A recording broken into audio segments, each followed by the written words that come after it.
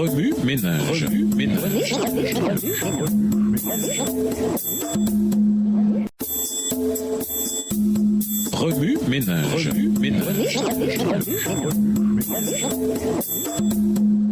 Bienvenue à votre émission Remue ménage. Nous voilà à la leçon de dimanche. S'accrocher ou abandonner. J'ai observé des amis flirter avec le péché. Certains, se rendant compte qu'ils avaient pris une mauvaise voie, sont rapidement revenus à Jésus dans la repentance et se sont recentrés sur lui. C'est heureusement mon histoire, et ça continue de l'être. Cependant, j'en ai vu d'autres qui, après avoir flirté avec le péché, ont abandonné tout effort pour se redresser spirituellement. Vous reconnaissez-vous dans ces deux histoires ?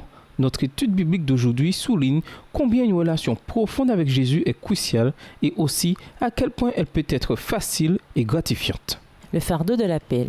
Lisons Jérémie 20, le verset 7. Jérémie 20, verset 7. Tu m'as séduit, Éternel, et je me suis laissé séduire. Tu m'as saisi et tu as vaincu, et je suis chaque jour en dérision. Tout le monde se moque de moi. Vous a-t-on déjà sollicité dans une situation désespérée ? Avez-vous déjà été confronté à une tâche très difficile ? C'est là la définition même de l'appel fait à Jérémie. Seigneur, tu m'as si bien séduit que je me suis laissé prendre. Tu m'as forcé la main. Tu as été le plus fort. Tous les jours, on rit de moi. Tous me tournent en ridicule. Jérémie 20, le verset 7. Souvent, un appel à servir n'est pas facile. Par contre, le niveau de difficulté d'un appel ne doit jamais servir de critère de sa légitimité. Tandis qu'il luttait avec la nature de son appel, Jérémie adressa ses paroles au Seigneur avec passion. En fait, dans le livre de Jérémie, il existe différentes confessions ou lamentations. Dans chaque passage, Jérémie déverse ses frustrations et fardeaux liés à l'appel extrêmement difficile que lui a lancé le Seigneur.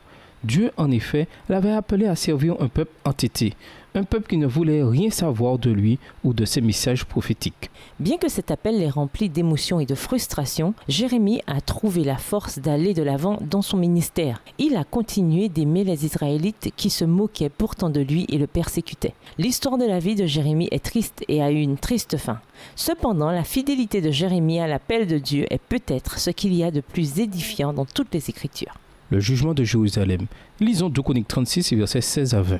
2 Chroniques 36, versets 16 à 20. Mais ils se moquèrent des envoyés de Dieu, ils méprisèrent ses paroles et ils se raillèrent de ses prophètes, jusqu'à ce que la colère de l'Éternel contre son peuple devint sans remède. Alors l'Éternel fit monter contre eux le roi des Chaldéens et tua par l'épée leurs jeunes gens dans la maison de leur sanctuaire.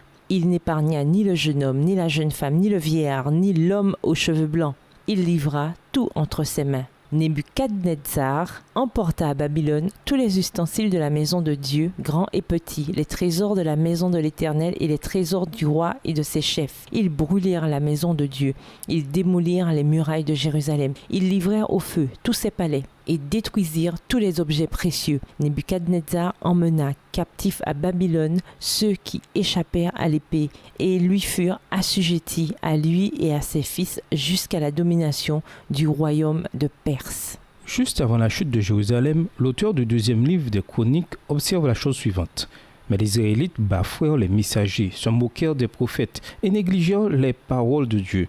Alors le Seigneur finit par laisser éclater sa colère contre eux, au point qu'il ne put rien faire pour y échapper. 2 Chroniques 36, verset 16. Après, le Seigneur appela les ennemis de Jérusalem, les Chaldéens, la classe dirigeante des Babyloniens, à attaquer Jérusalem et à la raser complètement. La clé ici, c'est que le cœur des Israélites était devenu insensible à la parole du Seigneur. Ils avaient cessé d'en tenir compte. Le péché est une condition dégénérative qui, d'abord légère et même maîtrisable, finit par se développer et prendre le dessus sur l'orientation fondamentale de notre cœur, si on ne la remet pas à Dieu. Une autre observation qui fait froid dans le dos, c'est que le Seigneur a fait appel aux ennemis d'Israël pour détruire Jérusalem. L'interprétation de ce texte montre que lorsque nous nous livrons complètement au péché, le Seigneur n'a d'autre choix que de nous retirer sa protection spirituelle, non parce qu'il ne veut pas nous protéger, mais parce que nous avons tourné le dos à cette protection. Semer et récolter. Lisons Luc 22, verset 3. Luc 22, le verset 3. Or Satan entra dans Judas, surnommé Iscariote, qui était du nombre des 12. Le livre de Luc fait une déclaration fort troublante. Alors Satan entra dans Judas, appelé Iscariote, qui était l'un des 12 disciples. Luc 22, verset 3. Comment Satan a-t-il pu entrer littéralement dans le cœur d'un homme qui avait passé des années dans le cercle intime de Jésus? C'est là une leçon effrayante. Il est important que nous soyons non seulement près de Jésus, mais aussi que notre cœur soit fortifié par lui. Judas avait passé physiquement des années auprès de Jésus, mais il ne lui avait jamais cédé totalement son cœur. C'est par ce défaut de sa cuirasse spirituelle que Satan a pu entrer. Dans le livre des Actes, nous voyons à nouveau cette caractéristique troublante lorsque Pierre dit à Ananias « Ananias, pourquoi Satan a-t-il pu s'emparer de ton cœur ? Tu as menti au Saint-Esprit » Acte 5, le verset 3. Une bataille spirituelle cosmique fait rage dans notre vie quotidienne de façon aussi évidente que subtile. Nous pouvons facilement négliger les secteurs critiques de notre vie qui ont besoin de Jésus. De même, nous pouvons nous cramponner à des habitudes et à des actes qui font que nous nous sentons bien au détriment d'un abandon total au Christ. Ce dont nous parlons ici, c'est de notre cœur, pas de nos œuvres. Une bénédiction exponentielle. Lisons Matthieu 11, versets 28 à 30. Matthieu 11 et versets 28 à 30. « Venez à moi, vous tous qui êtes fatigués et chargés, je vous donnerai du repos. Prenez mon joug sur vous et recevez mes instructions, car je suis doux et humble de cœur, et vous trouverez du repos pour vos âmes, car mon joug est doux et mon fardeau léger. » Les thèmes et les versets de cette leçon peuvent nous sembler très lourds, mais il ne faut pas qu'il en soit ainsi. Les fardeaux, certes, sont une caractéristique inévitable de cette vie. Cependant, Jésus nous promet qu'il marchera toujours à nos côtés et nous aidera à les porter. Venez à moi, vous tous qui êtes fatigués de porter un lourd fardeau, et je vous donnerai le repos. Prenez sur vous mon joug et laissez-moi vous instruire, car je suis doux et humble de cœur, et vous trouverez le repos pour vous-même. Le joug que je vous invite à prendre est facile à porter et le fardeau que je vous propose est léger. Matthieu 11, versets 28 à 30. L'illustration est claire. Un bœuf peut faire seul une certaine somme de travail, mais s'il porte le joug avec un autre bœuf, non seulement le travail effectué sera double, mais il augmentera aussi de façon exponentielle. Dans son livre « Disappointment of God », quand Dieu nous déçoit, Philippe Yancey aborde le côté difficile et injuste de la vie en ces termes. Personne n'échappe aux tragédies, ni aux déceptions, pas même Dieu.